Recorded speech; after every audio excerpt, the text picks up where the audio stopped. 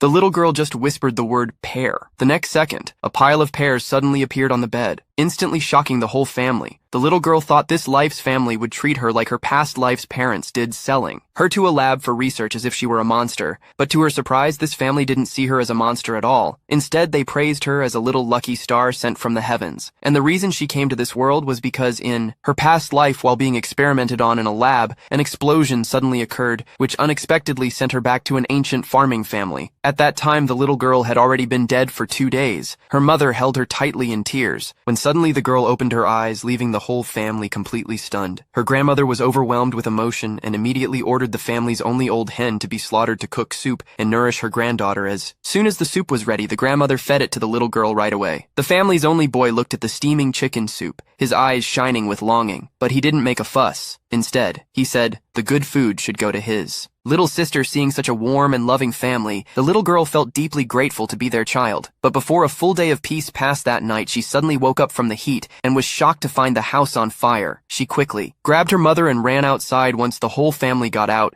they realized the entire village was caught in a wildfire. Her mother was thankful the girl had woken her up in time, but the neighbors accused the girl of being a jinx, saying she died 3 days ago. And now the fire happened right after she came back to life. Their house and all their belongings were burned, and they demanded the girl pay them back. The little girl thought she couldn't escape being treated as a monster again. But unexpectedly, her grandmother flew into a rage and scolded the neighbors furiously, publicly exposing all the bad luck they'd brought to the village over the years. For the first time, the little girl felt what it was like to be protected. She didn't expect her gentle-looking grandmother to have such an intimidating presence. The neighbors who couldn't win the argument were dragged home by their husbands. Then heavy rain suddenly fell from the sky, putting out the wildfire and left them with a broken woodshed to live in. But the fire had burned all their food, leaving the family at a loss. The little girl suddenly remembered the pear tree in her space, and in the next second, a bunch of big golden pears appeared before the family. They were all shocked and kept praising the girl as a little lucky star sent from the heavens. The little girl was afraid her family would see her as a monster, and just as she was about to explain, her grandmother mistook it for a heavenly power and reminded her not to use it recklessly